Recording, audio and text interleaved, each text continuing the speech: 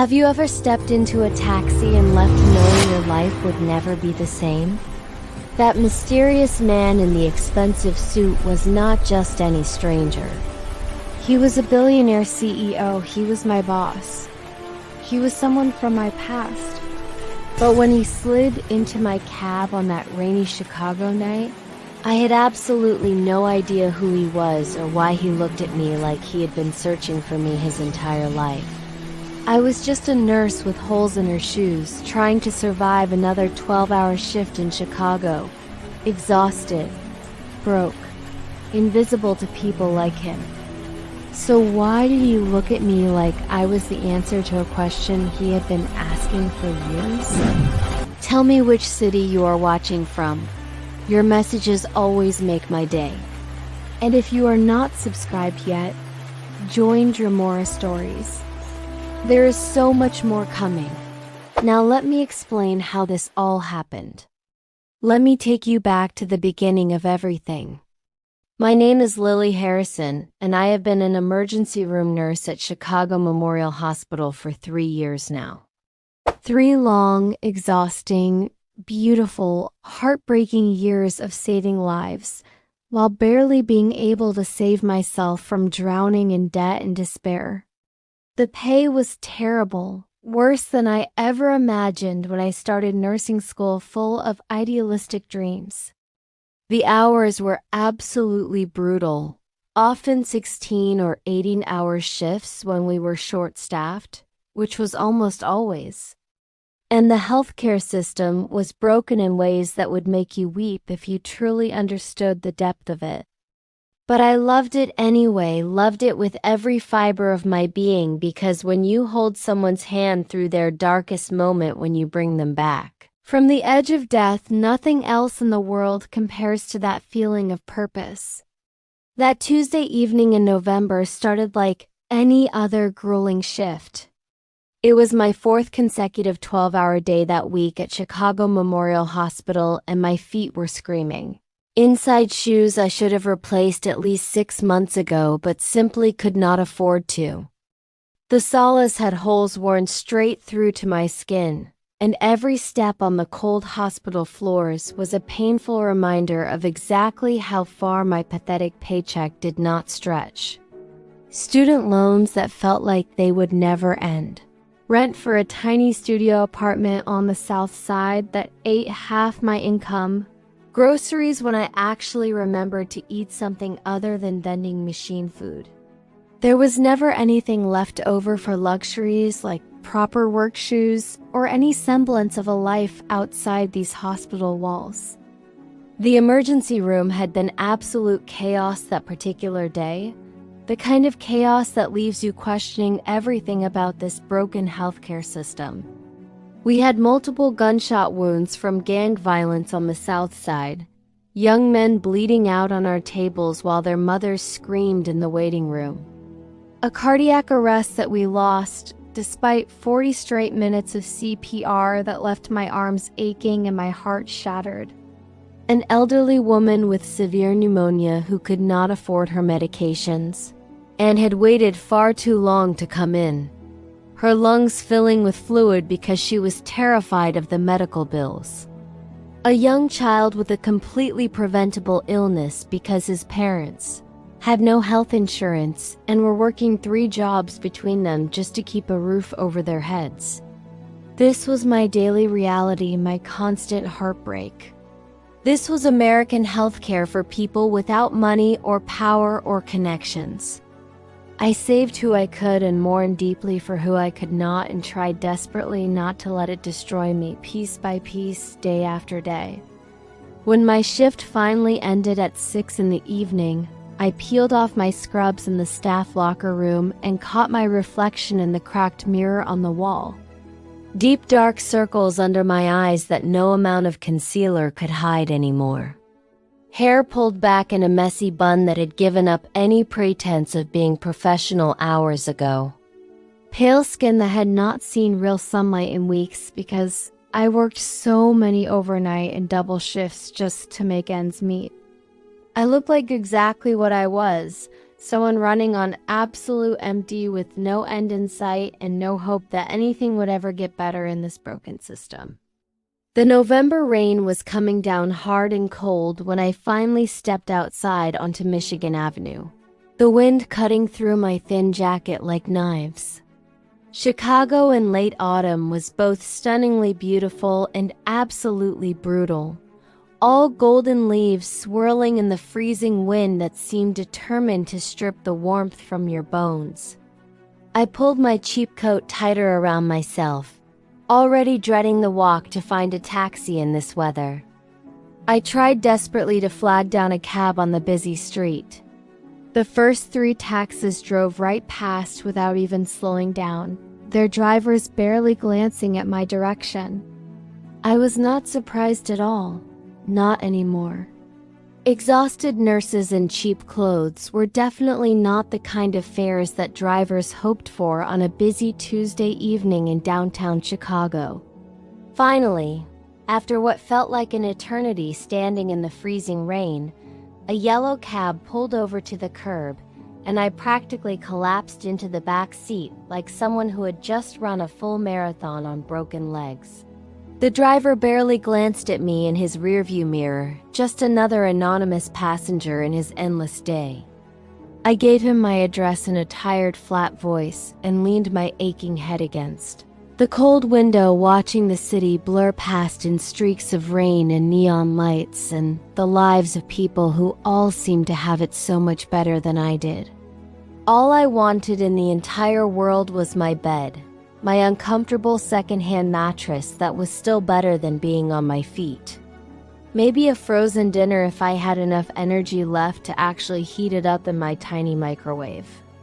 Maybe just sleep for the next 12 hours straight until I had to wake up and do this all over again tomorrow and the day after that and the day after that in an endless cycle of exhaustion. We had barely moved 2 blocks through the congested downtown traffic when we hit a wall of gridlock. Complete Chicago rush hour nightmare with cars honking and going absolutely nowhere. Brake lights stretching ahead of us like a river of red. I closed my exhausted eyes and tried not to think about how much this cab ride was going to cost me, how much longer it would take to get home. Whether I even had the energy to climb the 3 flights of stairs to my apartment when I finally got there. Then suddenly, without any warning whatsoever, the door opened. Cold air and the unmistakable scent of expensive cologne rushed into the cab as someone slid smoothly and confidently into the seat right beside me. Not across from me in one of those bigger cabs with the facing seats. Right beside me in this small regular taxi, invading my personal space without permission. My eyes shot open in surprise and maybe a little bit of fear because this was not normal. You did not just get into occupied cabs in Chicago without asking first. That was not how things worked in the city, especially not at night. But there he was, settling into the seat like he owned the entire vehicle, like he owned the whole city, like he had every right in the world to be there. A man in a perfectly tailored charcoal suit that probably cost more than I made in 3 or 4 months of backbreaking work at the hospital. Dark hair with just a distinguished touch of silver at the temples that made him look sophisticated and powerful. Sharp gray eyes that were looking directly at me with an intensity that made my breath catch in my throat and my heart skip a beat for reasons I could not quite explain. "I need to get to Chicago Memorial Hospital urgently," he said to the driver in a voice that was smooth and commanding and completely used to being obeyed without question. There was an authority in his tone that spoke of power and money and a life very different from mine. Then he turned those impossibly gray eyes back to me, and I felt pinned under his gaze like a butterfly on a board. "I will pay for both of our rides," he continued. "I hope you do not mind sharing given the terrible traffic situation." His voice was polite, but there was something underneath it. Something I could not quite identify. I was too shocked and far too exhausted to speak or protest in any meaningful way. Chicago Memorial? That was my hospital. The place where I had just spent 12 brutal hours. What were the odds of this strange coincidence? My throat felt dry and strange, my heart beating faster than it should. I managed to give him a small nod because what else could I possibly do in this situation? He was already in the cab. He was offering to pay for my ride, and I was far too tired to argue or make any kind of scene with this wealthy stranger. There was something about him that felt oddly familiar in a way I could not quite place in my exhausted, foggy mind. Had I seen him somewhere before? Perhaps at the hospital? No, that seemed completely impossible, almost laughable.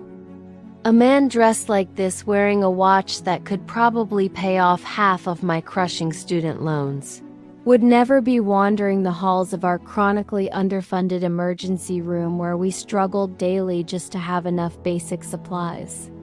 He settled more comfortably into the seat, and I became hyper-aware of every single detail of how close he actually was to me in this small, confined space. His expensive suit brushing against my cheap polyester jacket with every slight movement. The scent of his cologne, something woodsy and refined and impossibly expensive, mixing with the persistent smell of hospital antiseptic that seemed to cling permanently to my skin. No matter how many scalding hot showers I took or how much soap I used. We were a complete study in stark contrast, sitting there side by side in the back of that cab. Wealth and poverty forced together. Success and struggle sharing a cramped space in the pouring Chicago rain. The taxi crawled forward at an agonizing pace through the gridlocked downtown traffic, barely moving a few feet every couple of minutes. The silence between us felt heavy and strange and charged with something I could not quite name, something that made my skin prickle with awareness. I could feel him looking at me repeatedly, studying me carefully with those intense gray eyes, and it made every nerve in my body hyper-aware of his presence beside me.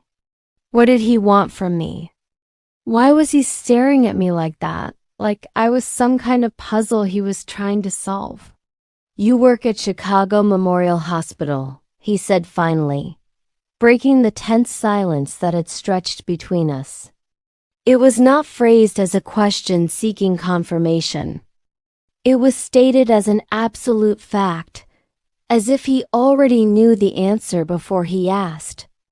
I glanced down automatically at my hospital jacket with the logo clearly embroidered on the chest, suddenly self-conscious about my appearance. Obviously, I worked there or I would not be wearing their standard issue uniform. "Yes," I replied as quietly as I could manage, trying desperately to keep my voice steady and professional despite my exhaustion. "Emergency room nurse." I added that detail unnecessarily, filling the awkward silence. He nodded slowly and deliberately, and I watched his jaw tighten visibly like I had said something that caused him actual physical pain. "How long have you been working there?" he asked, and there was something in his voice now, an edge I had not heard before. The question seemed innocent enough on the surface, but there was something underneath it, some intensity or urgency that made me hesitate before answering. 3 years, I finally answered after a pause, watching him carefully now, trying to understand why this stranger cared about my employment history. "Why are you asking me these personal questions?" He did not answer. Instead, his gaze dropped to my feet, to my worn sneakers with visible holes. Something changed in his expression. Pain, anger, guilt, all mixed together. "Those shoes," he said, and his voice had gone rough and raw. "How long have you been wearing them in that condition?" Heat flooded my face in a wave of embarrassment. Of course he noticed my poverty laid bare. 6 months, I admitted, hating how small my voice sounded. Maybe even longer than that. The salary really does not cover everything. I have massive student loans and rent, and the pay is not generous for what we do every single day. I did not owe him any explanation, but the words poured out anyway, defensive and bitter and exhausted. He closed his eyes like I had physically struck him across the face. His hands clenched into tight fists on his knees, and I could see his knuckles go white with the tension running through his entire body. The taxi moved forward another few agonizing feet. All around us, Chicago continued its completely indifferent existence. Thousands of people going about their evening, completely unaware that something strange and significant was happening in this ordinary yellow cab. "This is completely unacceptable," he said, almost to himself, like he was making some kind of vow or promise. His hand reached for his phone. "Yes," he said when someone answered. "This is Alexander King." I felt the blood drain from my face. Alexander King, the billionaire who owned half of Chicago. The man on the board at my hospital. The hospital charity project we discussed. "Cancel it," he continued. "We have a more urgent problem. I want a full review of staff working conditions and salaries. On my desk tomorrow morning." He ended the call and turned to me. "You are Alexander King," I whispered. "Yes," he said. "And you are Lily." My heart stopped. He knew my name. How? I started but could not finish. "How do you know who I am?" "We have met before," he said quietly. "A long time ago. You do not remember me, do you?" I stared at him, searching for recognition.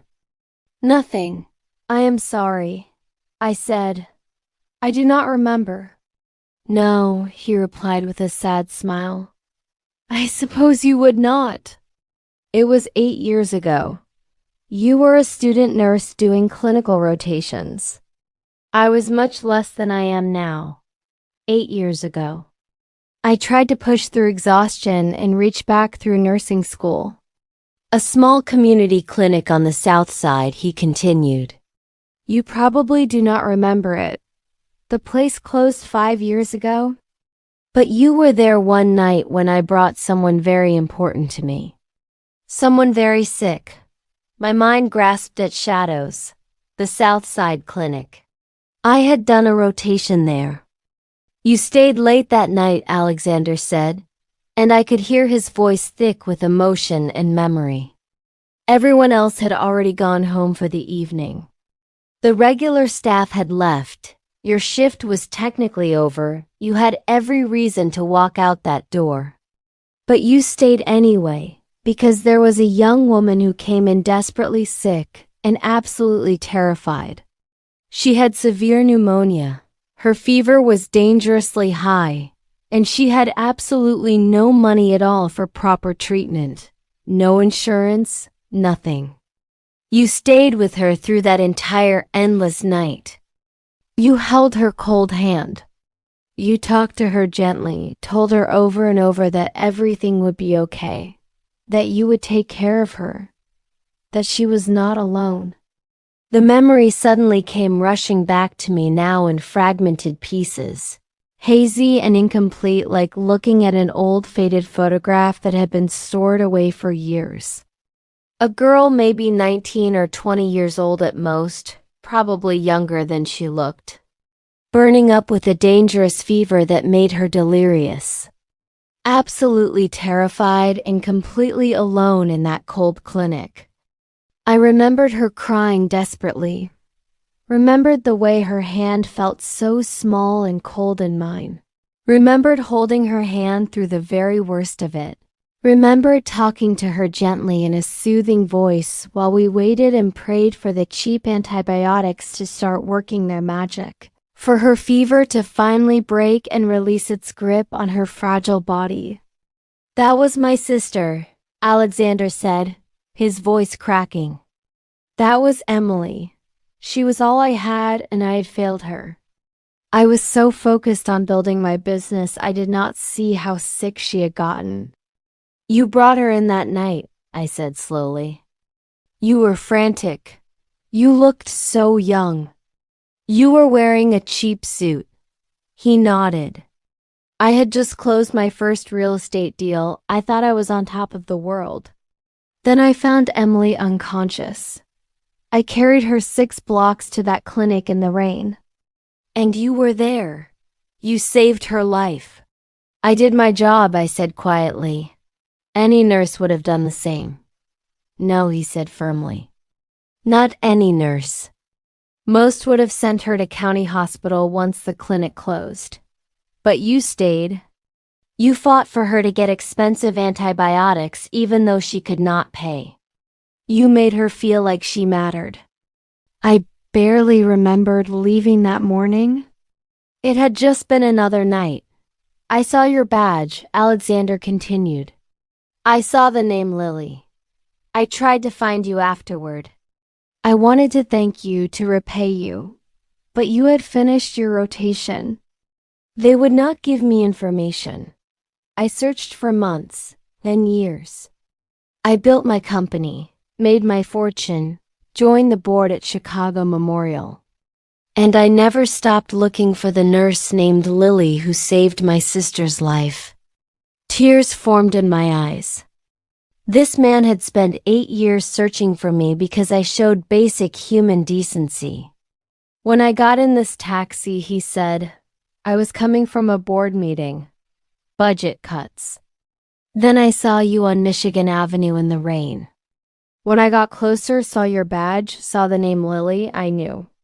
After 8 years, fate put us in the same taxi. The traffic moved forward. We were approaching the hospital. I looked at my worn shoes, my stained jacket. You have been working at my hospital for 3 years, he said, voice tight. 3 years wearing shoes with holes. 3 years struggling, and I did not know. I did not see. I had been focused on the big picture and missed the people right in front of me who needed help. It is not your fault, I said. The system is broken. But I can fix this, he said urgently.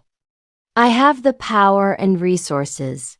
I just needed to see it clearly. And now I do. The taxi pulled up to the hospital entrance. Alexander did not get out. He pulled out a small black business card. On one side was a silver symbol. He flipped it over and wrote something in neat handwriting. Then handed it to me. What is this? I asked. A promise, he said, and an apology. I am sorry I did not find you sooner. But that ends now. I flipped the card. Forgive me for not seeing before. Below that, a phone number. My personal number, he explained. Call me tomorrow. We have a lot to discuss about this hospital, starting with making sure every nurse has proper shoes. I let out a laugh that was half sob. This was impossible. Why? I asked. Why does this matter so much? Because Emily is a nurse now too, he said softly. Because of you, she survived. She went to nursing school. She works in Seattle. And she tells me about the broken system constantly. About nurses who work themselves to death for poverty wages. She tells me we need to do better. She is right. The taxi driver cleared his throat. Alexander handed him several $100 bills. Keep the change. Then he turned to me. Thank you, Lily, for that night 8 years ago. For saving the only family I had. For being the kind of person who stays when everyone else leaves. For reminding me what really matters. He stepped out into the rain. I watched him walk toward the main entrance. I looked at the black card. Forgive me for not seeing before. But he saw now. And somehow my life had just changed because I got into the right taxi at the right time, or maybe it was not chance. Maybe it was the universe saying that kindness matters, that the small things we do for others ripple out in ways we cannot imagine, that sometimes the people we help come back when we need them most. I stepped out into the rain holding that card like gold. Tomorrow I would call. Tomorrow things would change. But tonight I went home with holes in my shoes and hope in my heart, because the good we put into the world does not disappear. It waits, grows, and sometimes comes back to save us too. The next morning I woke before my alarm. I stared at the black card on my nightstand. Was last night real? But the card was real. The number was real. Alexander King was real. I got ready slowly, my body still aching, but something felt different. A lightness in my chest. I put on my worn shoes and went to work. The hospital looked the same. Flickering lights, disinfectant smell, understaffed nurses rushing between patients. But I was different. I carried that card like a promise. My shift started normally. Checking vitals, medications, the constant stream of emergencies. Around 10, my supervisor called me into her office. "Lily," she said, "I need you to pick up extra shifts next month. We are short-staffed." Before yesterday, I would have said yes. I always said yes. But today, I heard myself say something different. "Actually, I need to talk to you about my working conditions." Her eyebrows shot up. "Excuse me?" "I have been working here 3 years," I said. "I do good work. I care about my patients. But I cannot keep going like this. The pay does not cover basic expenses. I am wearing shoes with holes because I cannot afford new ones. Something needs to change." She stared at me. "Lily, we are all struggling. You know the budget constraints. If you cannot handle it, maybe this is not the right place for you. Plenty of nurses would be grateful for your position." Those words would have crushed me before. But today, I thought about Alexander's words. About the promise in my pocket. "I understand the constraints," I said firmly. "But that does not make them acceptable.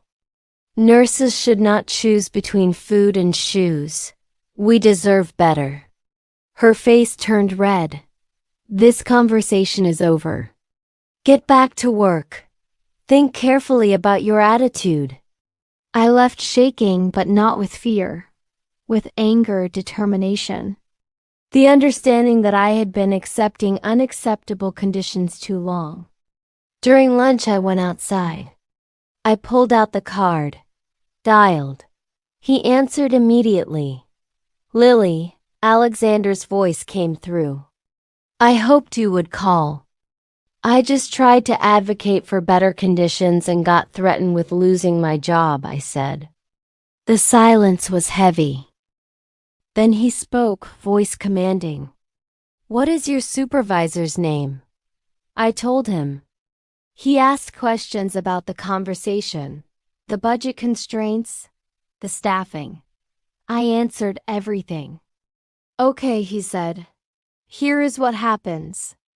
You finish your shift today exactly as always. Do your job. Do not worry. Tomorrow things start changing. I need you to trust me. Can you do that?" I thought about 8 years ago. I thought about 8 years ago. About staying late for a scared young woman. About how one act of kindness led to this moment. "Yes," I said. "I can trust you." "Good," he replied. "One more thing. After your shift, go to Bennett's Footwear on Michigan Avenue. They are expecting you. Get proper shoes. As many pairs as you need. Already taken care of." He hung up before I could protest. When my shift ended, I found myself walking to Michigan Avenue.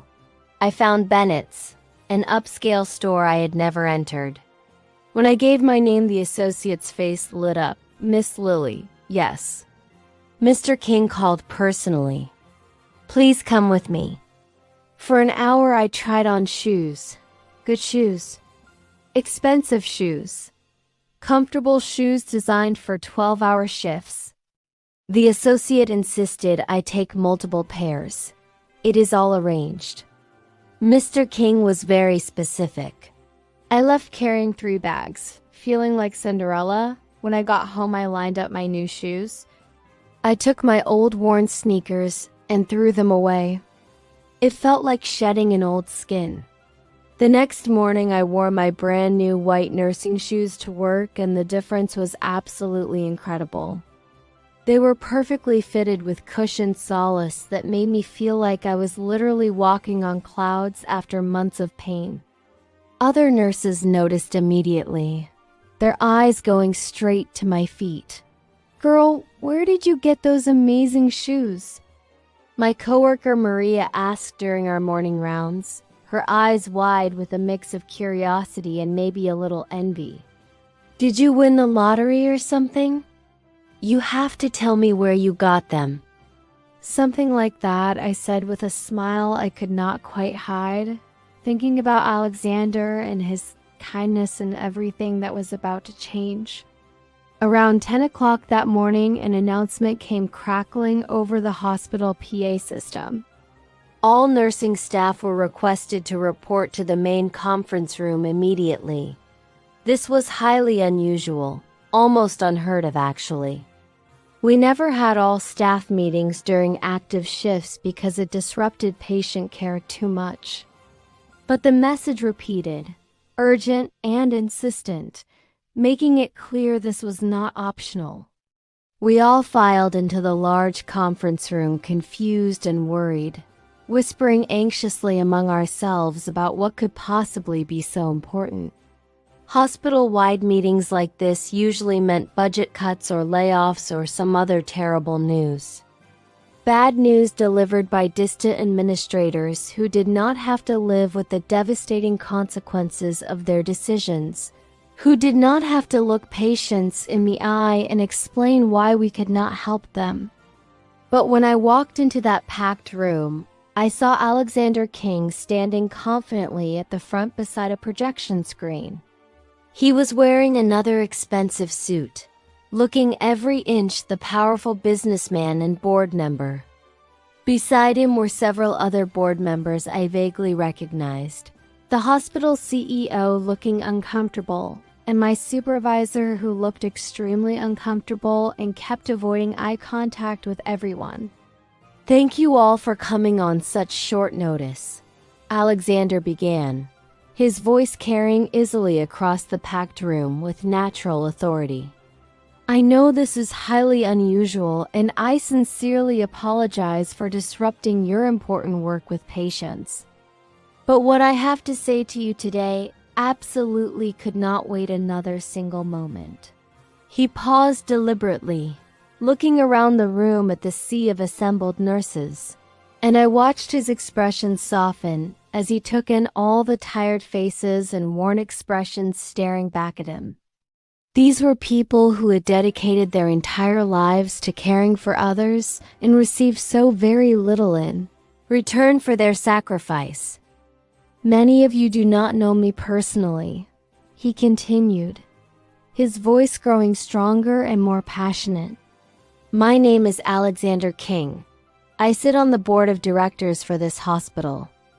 And I am standing here today to tell you something very important that needs to be said. We have failed you.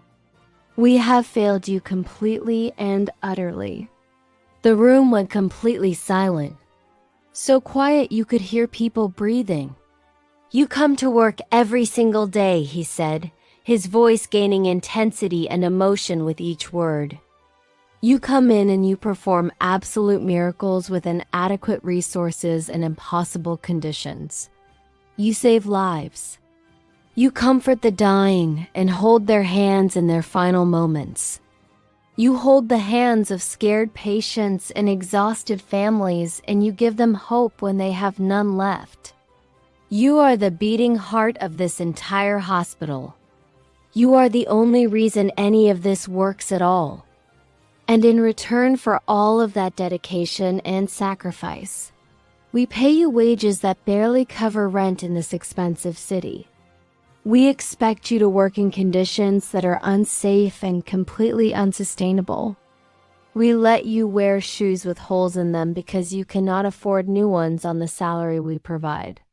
We watch you struggle and suffer, and we do nothing to help. His voice had risen now, and I could see tears in the eyes of nurses around me. His eyes found mine. That stops today. Starting immediately, this hospital implements a 20% salary increase for all nursing staff. We are hiring additional nurses to reduce burden. We are establishing a hardship fund for emergencies. We are improving working conditions, break rooms, support systems. We commit to annual reviews to maintain and expand these changes. The room erupted. Nurses talking over each other, crying, laughing, unable to believe it. Maria grabbed my hand. "Is this real?" she whispered. I looked at Alexander and he was looking back. He smiled slightly. This was real. This was him keeping his promise. The CEO stepped forward. These changes have been approved by the board. Funding secured through budget reallocation and a donation from the King Foundation. Department heads will implement immediately. As the meeting dispersed, Alexander made his way to me. "Can we talk?" he asked quietly. I nodded. We stepped into the hallway. "You did not have to do this," I said. "Yes," he replied. "I absolutely did. I have been arguing for better conditions for 2 years, but kept getting outvoted. Board members saw nurses as expenses to minimize. Yesterday changed that." "How?" I went back to my office after our taxi ride. I pulled significant personal money, then made it clear the hospital could accept my donation with these conditions, or watch me pull all foundation funding and go public about why. They made the right choice. "You blackmailed them," I said. "I incentivized them to do the right thing," he corrected with a slight smile. Around us, nurses were celebrating. Maria was jumping like a kid, phone to her ear telling her husband they might afford childcare now. "This is going to change lives," I said softly. "I know," Alexander replied. "That is the point." "But I need to ask you something important," he said, and there was a vulnerability in his voice I had not heard before. "What is it?" I asked. "Will you have dinner with me tonight?" Not as your boss trying to check on an employee.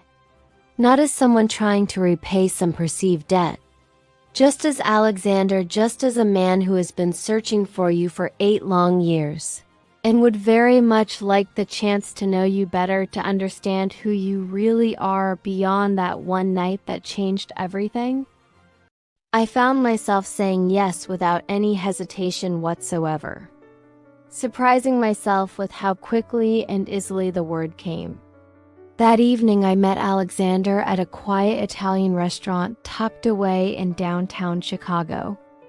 Not one of the flashy, trendy places where celebrities went to be seen, but a genuinely small family-owned place with red checkered tablecloths and flickering candles on every worn wooden table. We talked for hours that stretched deep into the night. He told me in vivid detail about building his business from absolutely nothing. About early difficult years living in a tiny apartment with Emily surviving on hope and determination. About finding her unconscious that terrible night and the sheer terror of almost losing her. About his solemn promise that if she survived, he would dedicate every success to helping others. I told him about nursing school and all the bright idealism I started with. About believing I could somehow change the world one patient at a time. About specific patients I would never forget and small moments of genuine human connection that sustained me through impossibly hard times. About the nurse I desperately wanted to be and the nurse this broken system had gradually forced me to become. We discovered we both loved classic old movies and terrible puns that made us laugh. We argued playfully about deep dish versus thin crust pizza. We laughed more freely and genuinely than either of us had in years.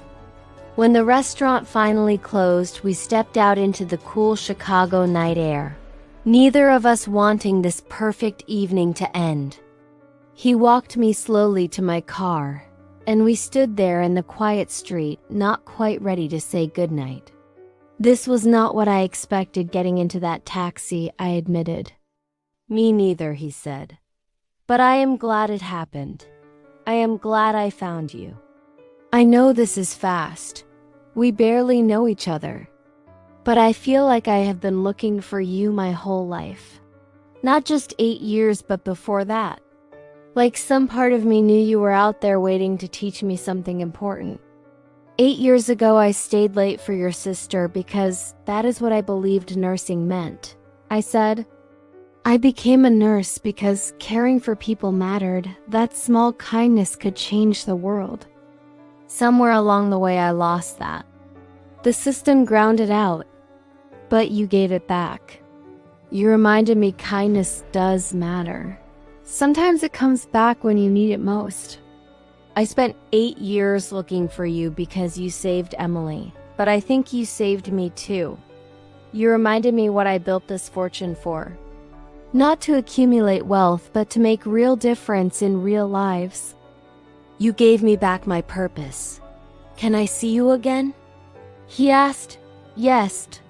Definitely yes. Over following weeks, we saw each other regularly. Coffee before shifts, dinner after meetings, long walks through parks. The hospital changes continued.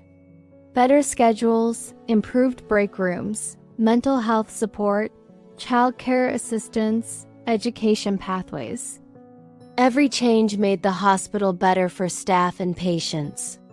When we were not exhausted, we provided better care. When we felt valued, we brought our best. I met Emily when she flew from Seattle. She hugged me so hard I could barely breathe, thanking me over and over for a night I had almost forgotten, but that changed her life. She showed me her work, patients she helped, lives she touched. She told me every time she put on scrubs, she thought about the nurse who stayed late for a scared sick girl. Through Emily, I learned more about Alexander. How he worked 3 jobs to put her through college. How he built his empire through 16-hour days. How every success was motivated by wanting to give her the life she deserved. How that clinic night had broken something in him. 6 months after the taxi ride, Alexander asked me to move in. We were eating takeout at my apartment, and he looked around. You know, I have a penthouse mostly empty. View of the lake, actual kitchen. No upstairs neighbors playing drums at 2 a.m. Are you asking because of the drums? I smiled. I am asking because I love you, he said simply. Because I have loved you since I recognized you in that taxi. Because I want to fall asleep and wake up next to you every day. Because you make me want to be better, do more, give more. The drums are bonus. I love you too, I said. I moved in the following month. The lake view was stunning, but what I loved most was coming home to someone who understood the weight I carried. Alexander listened to stories about patience, victories, and losses. He held me when I cried about ones we could not save. He celebrated miracles. And I learned about his work, foundation projects, and meetings where he fought for policies protecting workers and communities. I saw him use wealth not as shield but as tool to address problems. We complemented each other in unexpected ways. 1 year after our taxi encounter, he proposed. Not elaborate or expensive. Just quiet Sunday morning, drinking coffee, watching sunrise over the lake. Marry me, Lily. Build a life with me. Keep showing me what matters. I said yes before he finished. We married in the hospital chapel, surrounded by nurses and patients who became friends. Emily cried through everything. Coworkers decorated the break room for reception. We ate hospital cafeteria cake, and it was perfect. As our first marriage year unfolded, I continued part-time at Chicago Memorial. I loved bedside nursing, but discovered passion for bigger picture, for policy work and advocacy, changing systems, not just individuals.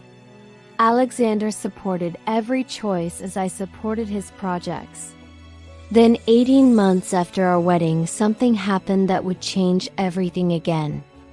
A woman from the World Health Organization reached out. They had heard about my work, changes at Chicago Memorial, advocacy for healthcare workers. They wanted me to lead a program training nurses in crisis zones. 2 years in South Sudan and surrounding regions, teaching local nurses, building sustainable healthcare infrastructure, creating lasting change. My heart raced reading the email. This was everything I dreamed about becoming a nurse. The chance to make real difference on a scale I never imagined. But it meant leaving Chicago, the hospital, leaving Alexander for 2 years except brief visits every few months. That evening I showed him the email, hands shaking. He read carefully, face unreadable, then looked up with tears in his eyes. "You have to go," he said. "What? You have to go?" "Lily, you stayed late for my sister 8 years ago when you did not know me, had nothing to gain. You stayed because it was right. Now there are people halfway around the world who need you. You have to go to them." "But what about us?" I asked, my voice breaking with fear and uncertainty. "What about our life here together? Everything we have built? Our life will be here waiting for you when you get back," he said with absolute firmness and conviction. "I spent 8 long years searching for you, never giving up hope. I can wait 2 more years while you go do what you were truly meant to do in this world. Love is not about keeping someone close and safe beside you. Real love is about supporting them to become exactly who they are supposed to be, even when it tears your heart out to let them go. And you are supposed to do this work, Lily. I can see it burning in your eyes right now. You are supposed to go save lives and train nurses and change that part of the world." The decision was absolutely agonizing, tearing me apart from the inside. I spent weeks wrestling with it, talking endlessly to Alexander, talking to Emily, talking to the other nurses at Chicago Memorial. Everyone told me the exact same thing. This was my true calling. This was why I became a nurse in the first place. Finally, after what felt like an eternity of indecision, I accepted the position. 3 months later, I was on a plane to South Sudan with 2 suitcases and a heart full of fear and purpose. Alexander came to the airport. We stood at the gate holding each other, both crying. "I will call every week," I promised. "I will visit every 3 months," he said. "And I will be right here when you come home." The work in South Sudan was the hardest thing I ever did. Brutal conditions, almost no resources. Training nurses in refugee camps, in hospitals barely having running water, in communities devastated by conflict and disease. But it was also the most important work of my life. I trained 200 local nurses in emergency care, maternal health, infectious disease management. I helped set up sustainable systems that would continue after I left. I saved lives directly and indirectly in ways I could measure and could not. Alexander and I talked every week via video. I told him about the work, nurses I trained, lives we saved together though he was thousands of miles away. He told me about Chicago, the hospital missing me. Every 3 months he flew to Africa for a week. We met in Nairobi or Kampala, spent precious days together, said goodbye again. It was agony, but it was also proof our love could survive anything. 18 months into my assignment, Alexander showed up unannounced at the refugee camp. I saw him walking across the dusty compound in jeans and a t-shirt, completely out of place and absolutely perfect. I ran and he caught me, lifting me off my feet. "What are you doing here?" I asked, laughing and crying at the same time. "I missed you," he said simply. "And I needed to see what you're doing, to understand why this matters so much." I showed him everything. The makeshift hospital, the nurses I trained who are now training others, the systems we built from nothing, the lives being saved every single day. He spent 3 days sleeping in a tent, eating camp food, seeing the reality of the work I chose over comfort. On his last night, we sat outside watching the African sunset. "You were right to come here," he said quietly. I thought I understood, but I didn't until I saw this. You're not just saving lives. You're building something that will last after you leave. You're creating a legacy. "So are you," I said. "Everything in Chicago, the hospital changes, the lives you've touched. We're doing the same work, just in different ways." He was quiet for a moment. Then he said something that made my heart stop. "Marry me again." "What?" "We're already married." "I know," he replied. "But I want to marry you here, in this place that matters so much to you, surrounded by the people you've helped. I want to renew our vows and make a new promise, that no matter where we are or how far apart, we will always support each other to be who we're meant to be." 2 days later, we stood in the center of the refugee camp, surrounded by 200 nurses I'd trained, patients we'd saved, and aid workers who had become family. My best friend Emily even flew in from Seattle. A local pastor performed a simple ceremony in English and Arabic. The nurses I trained served as my bridesmaids, wearing their scrubs because it's what they had. Alexander and I exchanged new vows we wrote ourselves. "I promise to love you enough to let you go when the world needs you," he said. "I promise to wait, to support, to believe in what you are doing even when it takes you far from me. I promise to never ask you to choose between love and purpose, because you deserve both." Through tears I said, "I promise to come back. I promise that no matter where this work takes me, you are my home. I promise to love you not by staying close, but by becoming the person you helped me remember I could be. I promise the distance between us will only make us stronger." When the ceremony ended, the entire camp celebrated. Someone found a cake. The nurses sang songs. Children danced. It was chaotic and beautiful and nothing like our first wedding, but somehow it was so much more meaningful. 6 months later, I finished my assignment. The nurses I trained were now training others, creating ripples that would continue for years. The systems we built were sustainable and growing.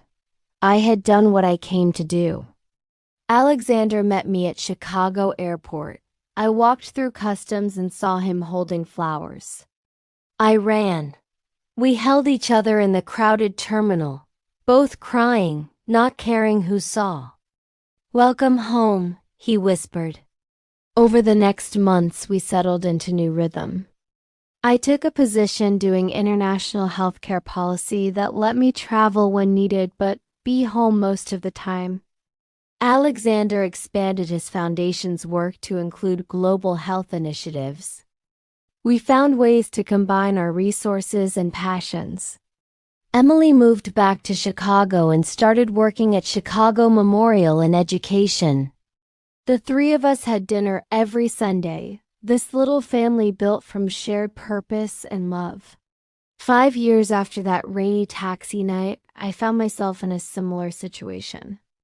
Leaving the hospital after a long shift, tired but satisfied. A young nurse stood outside in the rain looking exhausted and defeated. Her shoes had holes. I recognized that look. I had worn it once. I walked over and sat beside her. "Rough day?" She nodded, tears streaming. "I do not know if I can keep doing this. The pay is terrible, hours brutal, and I feel like no one cares." "I understand," I said. "I have been exactly where you are." I told her a shortened version of my story. About being in her position, about a chance encounter that changed everything, about learning the good we put into the world always comes back. I gave her my card. "If you need anything, call me." She looked at me with hope dawning. "Why would you do this?" "You do not know me." "Because someone did it for me once," I replied. "And because kindness is not a debt to be repaid. It is a gift to be passed forward." I watched her walk back into the hospital, standing a little straighter. Alexander was waiting at home. "How was your day?" he asked. I told him about the young nurse, about giving her my card. "You are going to keep doing this," he said with a smile. "Helping nurses one at a time." "As long as there are nurses who need help." "Yes, is that okay?" "It is more than okay. It is exactly who you are. It is exactly why I love you." That night we stood on our balcony looking over Chicago. The lights stretched forever, each one representing a person with their own struggles and dreams and moments of crisis. And I realized our story was not really about a taxi ride or a billionaire or healthcare reform. It was about something simpler and more profound. It was about staying when you could leave, about seeing people when it would be easier to look away, about believing small acts of kindness matter even when you cannot see how, about trusting that the good you put into the world does not disappear but waits and grows and sometimes comes back to save you when you need it most. That is the truth I carried forward. That is what I taught every nurse I trained, every person I helped, every life I touched. Stay when others leave. See when others look away. Give when you have nothing left. Because that is how we change the world. Not through grand gestures or massive institutions, but through small acts of kindness repeated over and over until they become who we are. The end in a world that often tells us to look out only for ourselves, that caring too much will break us, that kindness is weakness. Remember this truth. The smallest acts of compassion ripple out in ways we cannot imagine. The hand you hold today may lift you up tomorrow. The stranger you help may become the love of your life, or may simply pass the kindness forward to someone else who desperately needs it. Stay when others leave. See people when the system encouraged blindness. Give what you can even when you feel empty. Because the good you put into the world is never wasted, never forgotten. It is an investment in a future you cannot see. A promise the universe keeps even when it takes years to fulfill. Be the person who stays late. You never know whose life you might save, including your own. Thank you for staying with me until the end of this story. If it reached your heart, even just a little, do not leave without letting me know. A simple heart in the comments is enough. And if you want to feel more stories like this, stories about love that transcends distance, sacrifice that strengthens bonds, and purpose that defines us, make sure to subscribe to Dramora Stories. I personally curate and bring these journeys to life for you.